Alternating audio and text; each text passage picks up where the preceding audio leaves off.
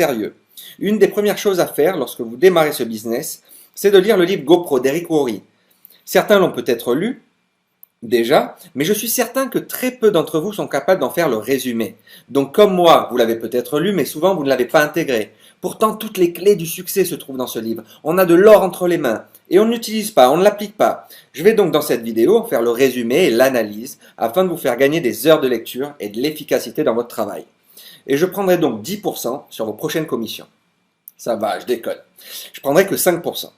Bon, plaisanterie mise à part, je vous avouerai que moi-même, en préparant cette formation, je me suis rendu compte que je ne suivais pas la méthode à la lettre et que le fait de la préparer m'a permis d'intégrer tout ça et de passer le cap supérieur. Et je vois vraiment les résultats. Il faut savoir qu'Eric Worre n'est pas n'importe qui. C'est un grand leader de la profession depuis plus de 25 ans. Il a gagné plus de 15 millions d'euros de commissions, a bâti des organisations totalisant plus de 500 000 distributeurs dans plus de 60 pays et touche aujourd'hui un revenu annuel à 7 chiffres. Au fil des années, Eric est devenu un formateur aguerri et a animé partout dans le monde des événements en direct, réunissant plus de 250 000 participants.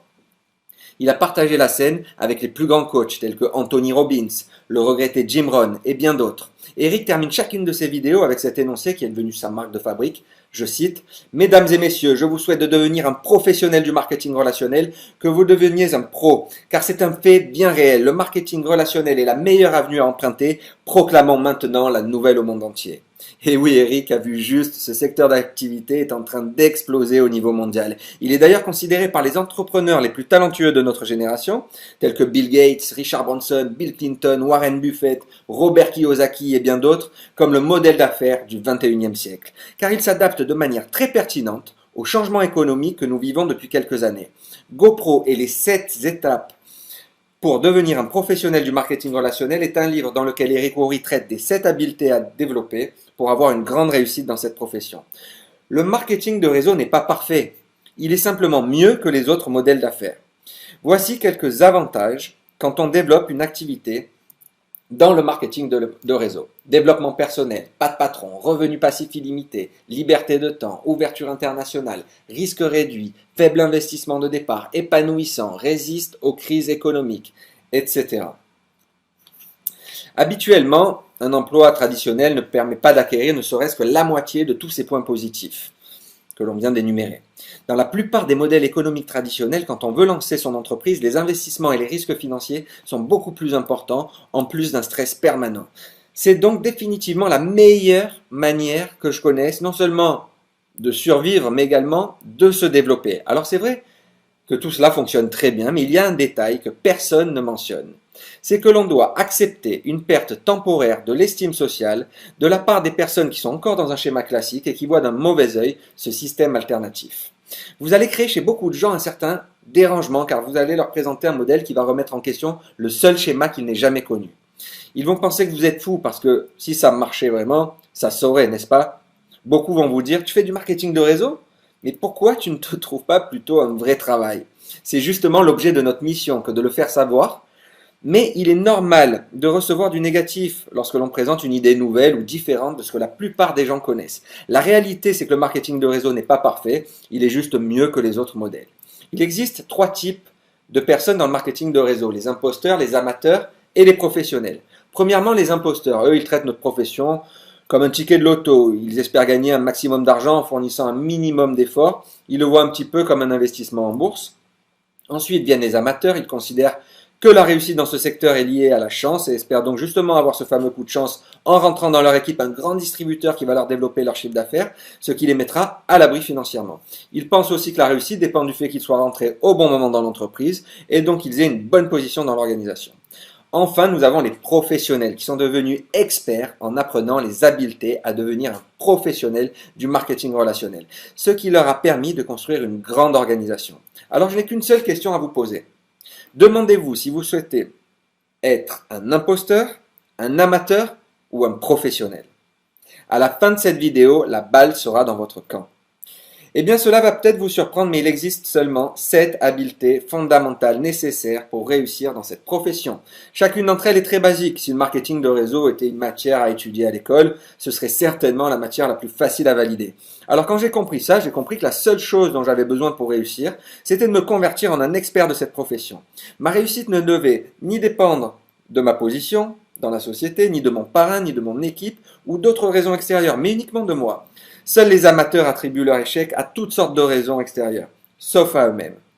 Si ce n'est pas le produit, c'est le plan de rémunération. Si ce n'est pas le plan de rémunération, c'est leur équipe. Si ce n'est pas leur équipe, c'est leur parrain. Bref, ils trouveront toujours une excuse pour se justifier, mais ne chercheront pas le moyen de dépasser telle ou telle difficulté. Et je vais vous dire un secret, mais ne le répétez à personne, il y a toujours un moyen. Alors en vous disant ça, je vous l'accorde, je n'ai pas inventé la marche arrière. C'est basique, mais c'est vrai. Il faut juste chercher le bon moyen, c'est tout. Mais on a une chance énorme. C'est que des personnes avant nous ont déblayé le terrain et ont trouvé la méthode qui marche. Alors je ne sais pas vous, mais moi, plutôt que de perdre du temps et de l'énergie à chercher, je me discipline à appliquer leur méthode. Et vous savez quoi? Bizarrement, ça marche très bien. Alors commençons par voir l'habileté numéro 1. Trouver des prospects. Quand il s'agit de trouver des prospects, les imposteurs font une liste mentale de 4-5 personnes. Tout leur business et leur avenir dans ce secteur va dépendre de ces quelques personnes. Si ces personnes disent oui, les imposteurs peuvent espérer continuer un peu plus longtemps, mais s'ils disent non, alors tout s'arrête immédiatement. Les amateurs font une liste manuscrite d'environ 100 personnes, et c'est déjà un pas dans la bonne direction. Mais ce qui va se passer, c'est qu'avec le temps, cette liste de noms va s'arrêter. Les professionnels, eux, font une liste écrite ou un tableau Excel qu'ils vont venir approvisionner en permanence à hauteur de 2 nouveaux contacts par jour. C'est l'étape la plus importante, faire sa liste de noms, prendre un papier et un stylo sans préjuger personne, je répète, sans préjuger personne, et retracer votre vie depuis vos 15 ans, école, club de sport, vacances, flirt, amitié, relations professionnelles. Toutes les personnes qui ont démarré ce business ont été mises sur une liste de noms. C'est la base, c'est la farine pour le boulanger, c'est le ballon pour le footballeur, c'est Instagram pour les blogueuses. C'est votre outil indispensable. Il faut copier les meilleurs dans cette industrie. Et vous savez quoi? Les meilleurs sont ceux qui ont la plus grande liste de noms. Ceux à qui vous pensez ne le feront peut-être pas, et vous développerez certainement votre affaire avec des personnes que vous ne connaissez même pas aujourd'hui. Alors ne restez pas bloqué sur votre meilleur ami, votre cousine, votre collègue de travail. Ne focalisez pas seulement sur ce qu'on appelle vos contacts chauds et tièdes, efforcez-vous de développer les contacts froids, surtout au démarrage, ce qui vous permettra de roder votre discours, de ne pas être dans l'émotionnel, de vous laisser le temps d'acquérir les compétences et surtout de ne pas griller tous vos contacts chauds dès le départ, comme c'est le cas pour 80% de ceux qui démarrent cette activité. Maintenant, l'habileté numéro 2. Inviter ses contacts à examiner les produits et l'opportunité. Cette habileté est l'habileté la plus importante à développer en tant que networker, selon Eric Worre. La méthode la plus efficace pour faire découvrir votre activité, ce sont les événements, car ils impliquent cet élément important qui est la preuve sociale, grâce à la réunion de dizaines, de centaines, voire de milliers de personnes dans un même endroit. Mais vous devez absolument vous séparer émotionnellement de vos résultats. L'objectif n'est pas d'obtenir un client ou un distributeur à chaque fois que nous parlons à quelqu'un, mais notre mission est d'éduquer et d'informer le maximum de monde. Donc parfois cela va fonctionner et d'autres fois cela ne marchera pas. Mais sachez que les plus grands leaders dans cette industrie sont les personnes qui ont fait face au plus grand nombre de refus, mais qui, grâce à la loi des nombres, ont reçu aussi un plus grand nombre de oui. Ce n'est qu'une question de statistiques. Imaginez 2 tonneaux. Un où vous pouvez mettre 160 non et l'autre où vous pouvez mettre 40 oui. Eh bien, pour réussir, il va falloir remplir les 2 tonneaux à rabord. C'est la loi des nombres. Cette loi des nombres montre bien que le travail dépasse le talent. Imaginons que je démarre et que j'arrive à recruter seulement une personne sur 10, pendant qu'une autre personne plus talentueuse que moi arrive à démarrer 9 personnes sur 10. Eh bien, je vais compenser en nombre ce qui me manque en expérience. Je vais donc non pas parler à 10 personnes, mais parler à 100 personnes. Et le résultat fera que j'aurai recruté 10 personnes, donc une de plus que la personne talentueuse. Et sachez que vous n'avez pas recruté 10 personnes sur 10 pour gagner gros. Une personne sur 10, c'est suffisant. 2 personnes sur 10, c'est très bien. 3 personnes sur 10, c'est fabuleux. Et les plus grands leaders arrivent, eux, à parrainer 4 personnes sur 10 seulement. Vous imaginez? Donc pour vous enrichir, il vous suffit de connaître la loi de la moyenne, la loi des nombres, pour bien démarrer. Si vous vous détachez émotionnellement des résultats, vous allez vous amuser et vos prospects apprécieront l'expérience. C'est un mauvais sceptique? Next. Il veut surtout rien changer dans sa vie? Next. Ce n'est pas le bon timing pour lui? Next. Celui-là reviendra vers vous dans 6 mois, 1 an ou plus. Bref, plus vous prendrez de refus, plus vous vous rapprocherez d'un oui. Alors félicitez-vous à chaque fois que vous présentez votre activité ou vos produits, parce que quel que soit le résultat, vous faites ce qu'il faut faire et vous serez très bien récompensé pour ça. Contacter pour inviter.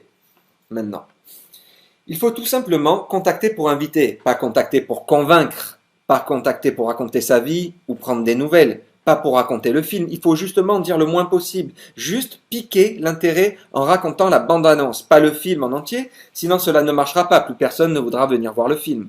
Il faut donc tout simplement contacter pour inviter. Si les gens ne réussissent pas, c'est qu'ils en disent beaucoup trop lors de cette étape, alors qu'il faut juste piquer l'intérêt en racontant la bande-annonce afin qu'ils aient envie de voir le film. Souvenez-vous de votre état d'esprit. Vous devez toujours être dans l'urgence et communiquer avec passion et enthousiasme. Souriez quand vous êtes au téléphone. Cela se sent. Soyez audacieux, confiant et fort. C'est la marque des professionnels. Cela peut se faire en face à face, par téléphone, par SMS ou à travers les réseaux sociaux si vous n'êtes pas à l'aise avec le phoning. Les gens vont répondre beaucoup plus simplement à des textos ou à des messages Facebook qu'au téléphone. Ok, donc on va prendre un exemple. Étape 1, démontrez votre empressement à partager votre outil. Salut Carolina, je t'appelle rapidement entre deux rendez-vous car il fallait absolument que je te parle d'une opportunité d'affaires. Faites un compliment sincère. Je sais que tu vois ce que les autres ne voient pas et que rien ne t'échappe. Amorcez l'invitation. On m'a proposé un business qui se développe depuis la maison qui me semble très intéressant et il y a une vidéo qui présente cette opportunité rapidement. La phrase magique, si je plus est-ce que. Si je t'envoie cette vidéo, est-ce que tu pourrais la regarder et me donner ton avis? À votre avis, la personne vous dit quoi? Ben oui, confirmation numéro 1. Si je t'envoie cette vidéo aujourd'hui, quand est-ce que tu pourras la regarder? Confirmation numéro 2. Demain? Parfait. Confirmation numéro 3. Donc si je t'appelle après-demain, si je t'appelle jeudi, tu pourras me dire ce que tu en penses? Oui, impeccable. Tu préfères que l'on s'appelle le matin ou l'après-midi? Le matin? Ok. Plutôt 9h ou 11h? Ok, c'est noté, je t'appellerai donc jeudi à 11h. Je te laisse, mon rendez-vous vient d'arriver. Basta cosy, ça suffit. Dans ce processus, le plus important, c'est que vous n'avez pas fixé le rendez-vous avec elle. Elle s'est fixé le rendez-vous elle-même. Il y a donc peu de chances qu'elle vous fasse faux bond lors de la prochaine étape. Alors cela va peut-être vous sembler compliqué à réaliser, mais vous verrez qu'avec un peu de pratique, un élève de 3e y arriverait sans problème. Je fais beaucoup de phoning avec mes équipes et j'ai convaincu les plus réticents qu'avec le téléphone, c'était un jeu d'enfant. Bien sûr, en le faisant avec eux les premières fois, mais maintenant la plupart d'entre eux le prennent à la rigolade. On obtient des rendez-vous en moins de 3 minutes avec cette technique. C'est juste extrêmement efficace. Voyons quelques exemples de la façon dont on pourrait inviter nos contacts. Approche directe. Laisse-moi te poser une question. S'il y avait une possibilité de travailler à mi-temps depuis la maison et que tu pouvais gagner plus que ton revenu actuel, est-ce que tu souhaiterais en savoir plus? Ensuite, vous utilisez automatiquement la phrase magique qui entraînera les meilleurs résultats. Cette phrase ou cette formule plutôt, c'est si je, est-ce que vous? Le si plus le conditionnel. Cela doit devenir un tic chez vous. Si c'est le cas, vos invités seront toujours plus nombreux. Approche indirecte maintenant. L'approche indirecte fonctionne pour les personnes qui ont plus d'influence, qui ont un plus haut niveau de qualification. J'ai découvert un business qui me semble très intéressant, mais j'ai besoin de l'avis d'une personne éclairée. Toi qui as plus d'expérience que moi, est-ce que tu pourrais m'aider à l'analyser et me dire si je prends la bonne décision? Approche ultra indirecte. Est-ce que tu connaîtrais quelqu'un qui pourrait chercher une source de revenus complémentaire pendant son temps libre? L'approche ultra indirecte a par exemple extrêmement bien fonctionné pour moi, je l'utilise énormément. Pour résumer, si vous apprenez à faire comprendre à votre prospect que vous êtes très pressé, si vous le complimentez, lui lancez une invitation, lui donnez un outil en disant « si je, est-ce que vous ?» Si vous confirmez au moyen du processus que j'ai décrit et finalement raccrocher ou compléter l'invitation, tout ira très bien. Habileté numéro 3, savoir présenter les produits et l'opportunité à ses prospects. Dans le marketing de réseau, ce qui fonctionne n'a aucune importance. Ce qui a de l'importance, c'est ce qui se duplique facilement. Je répète. L'importance, ce n'est pas ce qui marche, c'est ce qui se duplique facilement. Certes, les produits sont très importants, mais nous ne faisons pas un business de produits, nous faisons un business de duplication. C'est pourquoi les meilleurs vendeurs ne sont pas forcément ceux qui réussissent le mieux dans ce domaine, car ils ne peuvent pas demander à des milliers de personnes de devenir les meilleurs vendeurs du monde. L'idée étant de permettre à un maximum de personnes de réaliser des choses simples de manière illimitée. On va donc inviter des personnes à des événements ou en rendez-vous café en face à face. Il est donc très important d'apprendre très vite et par cœur la présentation standard de la société. Je répète, apprenez dès votre démarrage la meilleure présentation que vous trouverez sur votre société. Et vous devez toujours l'accompagner de votre propre histoire, car les gens ne s'intéressent pas à votre bagage de connaissances. Mais ils sont intéressés par votre histoire. Les gens se foutent que vos produits et votre compagnie soient les meilleurs du monde. Ils veulent connaître votre expérience par rapport à tout ça. Alors racontez votre histoire, soyez enthousiaste, passionné, authentique. N'ayez pas peur du regard des autres. Affranchissez-vous du conformisme. Ce sont les émotions qui font bouger le monde. Et le plus beau dans tout ça, c'est que vous êtes payé pour raconter votre histoire. Alors, une bonne histoire se raconte en 4 étapes. Qu'est-ce que je faisais avant? Point numéro 2, ce qui n'allait pas. Numéro 3, qu'est-ce que m'a apporté cette nouvelle activité ou ces nouveaux produits et quels sont mes résultats? Lors de ce point précis, on va raconter notre propre témoignage business ou produit. Quatrièmement, où est-ce que je veux aller maintenant? Prenons l'exemple de mon histoire personnelle. Écoute, avant de rentrer dans cette entreprise, je travaillais énormément, plus de 70 heures par semaine, et je n'avais plus le temps de rien, je subissais un stress permanent, et malgré ça, je n'ai jamais eu le sentiment d'être payé à ma juste valeur. Je n'avais plus le temps pour ma famille, pour mes amis, ni pour pratiquer ma passion. Et je suis arrivé, comme beaucoup de monde, à un point où j'en avais marre de courir après le temps et les factures à payer. Je voulais sortir de cette course folle qui n'a aucun sens si on n'a pas le temps de profiter de la vie pleinement. Alors, lorsque j'ai découvert ce modèle d'affaires, j'ai très vite compris que ce serait la chance de ma vie professionnelle et j'ai commencé à consommer les produits afin de vérifier leur efficacité. Et au vu des résultats sur moi et ma famille, des résultats spectaculaires, je me suis lancé dans l'aventure et aujourd'hui cela a changé mon quotidien. Petit à petit, j'ai commencé à avoir un peu plus de temps pour moi, j'ai pu reprendre une vie pleine de partage, de moments avec ma famille et mes amis, j'ai pu voyager et surtout j'ai pu pratiquer ma passion beaucoup plus régulièrement. Et plus j'avance dans ce business, plus je me rends compte que chaque mois qui passe me permet de gagner un peu plus de confort et de liberté dans tous les domaines qui me tiennent à cœur. Voilà. En résumé, de l'habileté numéro 3. Premièrement, lorsque vous faites de la prospection, vous êtes le messager, vous êtes le facteur et non pas le message. Vous n'êtes pas l'enveloppe. Effacez-vous et utilisez un outil en guise de tierce partie, vidéo, événements, upline, etc., etc. Deuxièmement, écrivez votre histoire et apprenez-la par cœur de manière à éveiller la curiosité de vos prospects et pour leur donner envie d'en entendre davantage. Enfin, troisièmement, tout est dans la préparation. Lorsqu'il s'agit de faire une présentation devant un groupe de gens, lorsque vous êtes bien préparé, c'est amusant. Lorsque vous ne l'êtes pas, c'est terrifiant, croyez-moi. Faites-vous des fiches, préparez vos rendez-vous et relisez vos notes avant chaque rendez-vous. Ça a l'air bête, mais c'est hyper important. Habileté numéro 4. Le suivi des prospects. Dans le marketing de réseau, la fortune est dans le suivi. Notez bien ça. Je répète. Vous avez remarqué, j'aime bien répéter. Mais je répète ça parce que souvent on entend les choses, mais cela prend plus de temps pour les intégrer. Et pour réussir, il va falloir les intégrer dans le but de les appliquer. Donc oui, je répète. La fortune est dans le suivi selon Eric Worre. L'objectif de faire une présentation et de fixer la date de la prochaine présentation. Le processus fonctionne par étapes. Il ne faut donc jamais terminer un rendez-vous sans fixer le rendez-vous suivant, sinon c'est terminé. Vous perdez votre prospect. Rappelez-vous qu'il faut 4 à 6 présentations avant que quelqu'un démarre dans votre équipe. Bien sûr, certaines personnes vont signer à la première présentation, mais c'est très rare. En général, 4 à 6 présentations sont nécessaires afin de passer l'information de la meilleure des manières. Une présentation peut être un rendez-vous en face à face, une réunion à la maison, un événement, un audio, une vidéo, un webinar ou n'importe quel moyen de communiquer sur votre activité. Les professionnels condensent ces entretiens sur la période la plus courte possible. Il faut battre le fer quand il est chaud. Une semaine étant le timing idéal pour démarrer et finir le processus de recrutement afin d'obtenir les meilleurs résultats. Après une présentation, il faut toujours envoyer des compléments d'information et rappeler la personne dans les 48 heures. En une semaine, vous donnez la possibilité à vos contacts de penser réellement à la manière dont ils vont pouvoir améliorer leur quotidien. Vous leur faites un cadeau sans qu'ils le sachent encore. Du coup, durant ce processus, il est naturel qu'apparaissent un certain nombre d'objections. Notez bien, ces objections ne sont pas mauvaises. Elles nous aident à comprendre les points d'incompréhension, les doutes, les méconnaissances de notre interlocuteur, ce qui va permettre d'éclairer sa vision et de répondre à ses interrogations en particulier. D'où l'importance, lors d'un premier rendez-vous, de démarrer par 5 minutes d'écoute active où l'on questionne la personne afin de bien cerner et comprendre la personnalité, les besoins, l'état d'esprit du moment de notre prospect. On adaptera ensuite notre angle d'approche et on s'appuiera lors de la présentation sur les points auxquels est attaché notre prospect. Exemple. Si c'est le produit, on appuiera sur les produits. Si c'est le business, on appuiera sur le plan de rémunération. Si c'est le lien social, on appuiera sur le développement personnel et l'épanouissement.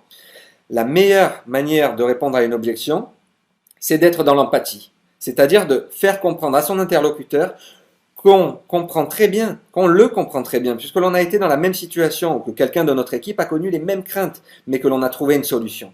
Ce qui va les rassurer et répondre à ses peurs, à ses doutes, ses questions, car vous les avez eues, vous les avez vous-même surmontées avant eux.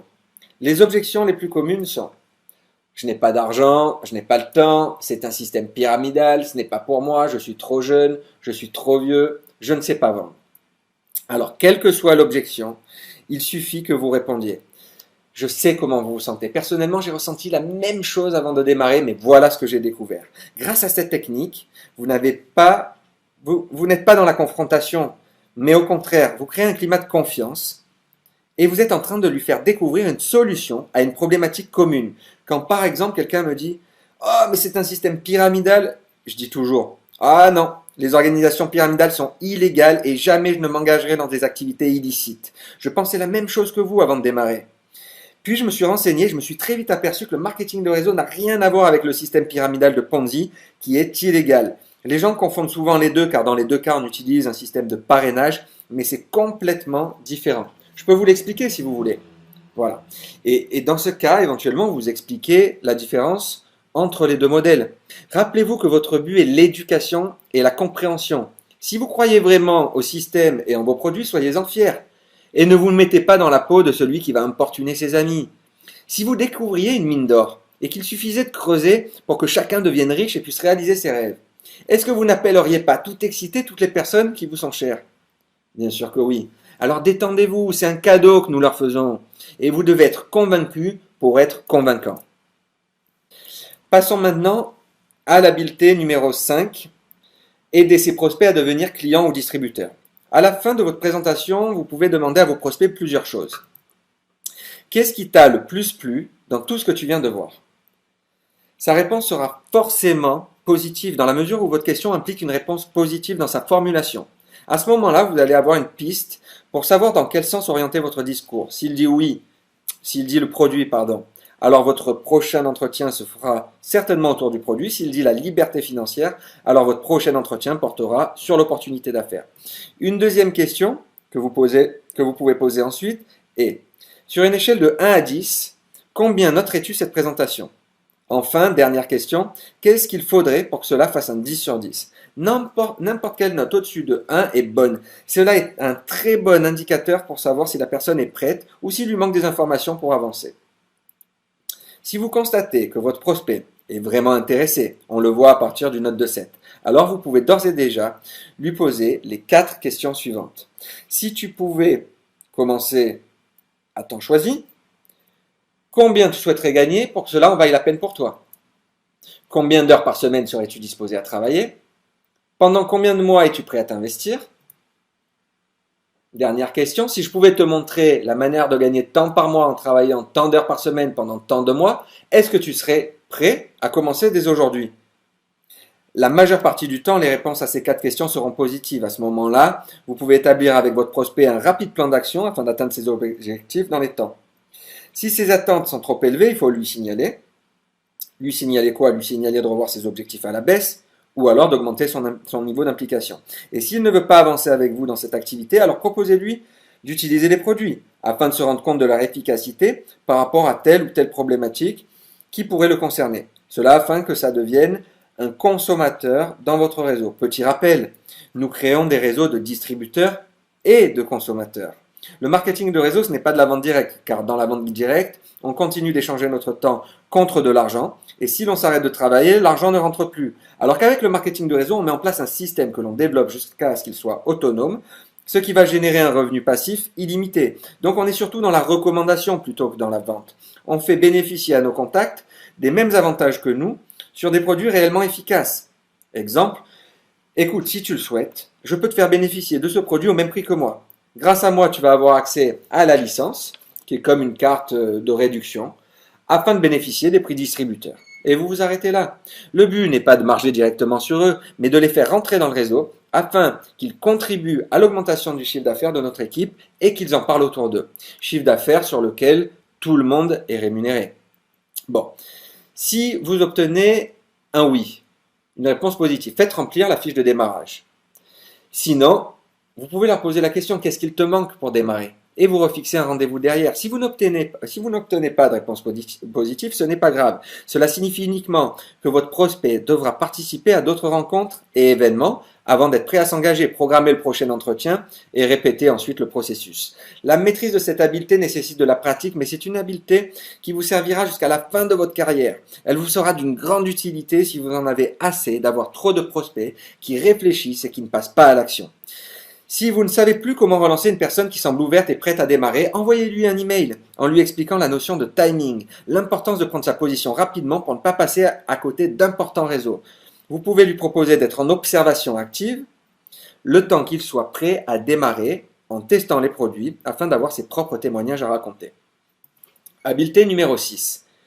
Aider au démarrage de son distributeur. Alors, tout d'abord, commencez toujours par féliciter et valoriser la décision de votre partenaire pour qui c'est un engagement réel. Faites-lui bien comprendre qu'il n'est pas seul. Il n'est pas seul et que vous serez là pour l'appuyer dans le démarrage de son activité, mais qu'il sera le seul responsable de sa réussite ou de son échec. Nous sommes là pour le guider, mais nous ne pourrons jamais faire le travail à sa place et lui garantir quoi que ce soit en termes de résultats. Quelqu'un qui s'inscrit, cela entraîne un engagement des deux parties. Votre but est donc d'aider votre nouveau partenaire à avoir des résultats, mais il est très important que votre partenaire s'engage aussi vis-à-vis de vous. Faites-lui comprendre que votre travail, c'est de le rendre indépendant le plus rapidement possible, que vous êtes là pour l'aider à prendre son envol. Vous connaissez cette image qui dit « Donnez un poisson à celui qui a faim et il mangera une fois, mais apprenez-lui à pêcher et il mangera toute sa vie ». Eh bien, c'est exactement ça. Il faut que notre nouveau partenaire, votre nouveau partenaire, ait conscience qu'il est le patron de son propre business, le chef de sa propre entreprise. Assurez-vous qu'il ait essayé les produits afin de pouvoir avoir ses propres témoignages et qu'il puisse les partager facilement avec ses cercles d'influence, amis, famille, collègues de travail, relations de loisirs. Vous devez donc lui fournir tous les outils afin qu'il puisse présenter l'activité et les produits de la meilleure des manières. Et apprenez-lui comment inviter ses contacts simplement. De cette manière, il arrivera à obtenir ses premiers rendez-vous, que vous ferez avec lui bien sûr, et qui lui permettront de gagner ses premières commissions et de recruter ses premiers partenaires. Il est également primordial qu'il assiste aux événements de sa ville afin qu'il soit toujours connecté à l'équipe et qu'il soit formé régulièrement. Ce qui nous amène à l'habileté numéro 7, promouvoir les événements. Personnellement, c'est l'habileté qui est la plus difficile pour moi à développer, mais qui, je pense, d'après ce que je vois et les discussions que je peux partager avec les grands leaders, c'est elle qui a le plus d'importance dans le développement de notre business. Les rencontres en petits comités et les événements réduits auront un très bon impact sur l'ensemble de votre réseau. Mais les événements majeurs, les grands événements internationaux organisés par votre compagnie, ceux qui demandent un déplacement réel avec un changement de ville, une réservation d'hôtel, un avion à prendre, seront déterminants pour construire votre business. Votre carrière dans le marketing de réseau va se construire d'événement en événement. Plus vous viendrez avec du monde aux événements, plus vous gagnerez d'argent. La clé, c'est d'assister à tous ces événements et venir à chaque fois avec un peu plus de monde. Si vous faites cela, vous ferez partie des personnes les mieux payées de la société. Notez que la majorité des gens annoncent les événements et espèrent que leurs équipes viendront avec eux. Mais il y a une grande différence entre être un annonceur et être un promoteur. Promouvoir un événement est une réelle compétence à développer. Être un promoteur, c'est de faire de cet événement une priorité, de faire prendre conscience à ses équipes que s'il y a une seule chose à faire dans ce business, c'est de se rendre aux événements, car ils vont leur permettre de gagner du temps et de l'argent dans leur ascension. Ce que dit Eric Worre, c'est que tu vas gagner 1 000 $ annuels pour chaque personne de ton organisation présente à un événement international. Eric Worre dit, je ne saurais pas vous dire combien de gens qui avaient décidé de ne pas assister à un événement et qui ont changé d'avis parce que j'ai su les convaincre, sont venus et se sont inscrits dans la foulée. Ici, la leçon à retenir, c'est de raconter votre histoire et non pas de gober la leur. Tout ce qui en vaut la peine prend du temps. Si un individu crée une entreprise traditionnelle, et personnellement je sais de quoi il s'agit, il espère atteindre le seuil de rentabilité au cours de ses premières années d'activité et peut-être même être en mesure de récupérer son investissement initial avant 5 ans. Mais lorsqu'un individu crée une entreprise de marketing de réseau, il espère récupérer son argent au cours de son premier mois d'activité, réaliser un profit le 2e mois et être riche à la fin du 3e.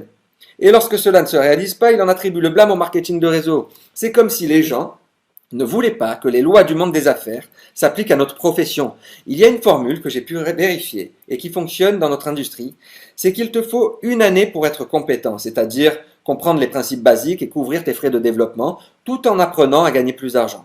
Après 3 années d'efforts, les revenus générés par ton activité te permettront de passer à plein temps dans cette activité. Il te prendra 5 ans pour obtenir des revenus annuels à 6 chiffres. Enfin, en 7 ans, cette année est le temps nécessaire pour devenir un véritable expert en marketing relationnel. Et croyez-moi, cela en vaut vraiment la peine. Alors faites un plan d'action que vous écrirez dans votre agenda et donnez des objectifs à vos équipes. Notez les échéances de chacun sur votre agenda, c'est hyper important. Puis passez à l'action. Faites le suivi de vos partenaires et de vos prospects. Formez-vous et réajustez le tir en améliorant votre plan. Et répétez ce processus jusqu'à atteindre les objectifs. Jusqu'à quand? Oui, mais jusqu'à quand? Jusqu'à quand? Ne vous fixez pas de date, fixez un grand objectif, des sous-objectifs à atteindre qui vous rapprocheront peu à peu, les uns après les autres, de votre destination. De cette manière, vous construirez une grande réussite. Et pendant ce temps, vous allez gagner un certain nombre de voyages qui seront les meilleurs, les plus beaux voyages de votre vie. Ensuite, vous devrez encore voyager pour aider et soutenir vos équipes à travers les différents pays dans lesquels votre organisation va se développer. Puis arrivera un moment où vous gagnerez assez d'argent pour pouvoir voyager avec qui vous voulez, où vous voulez, quand vous voulez. Et ça, c'est la liberté. Enfin, vous allez pouvoir contribuer à énormément de causes et aider un maximum de monde à améliorer leur quotidien. Vous allez donc petit à petit vous rapprocher de la meilleure version de vous-même.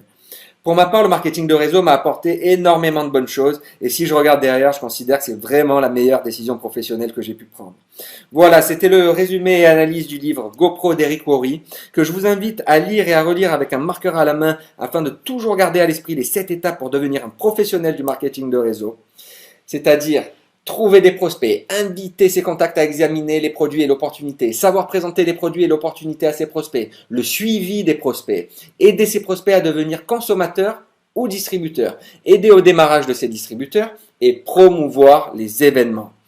Je terminerai par une phrase de l'écrivain à succès Brian Tracy, le futur du marketing des réseaux et sans limite, il continuera à se développer sans fin et deviendra l'un des business les plus respectés au monde.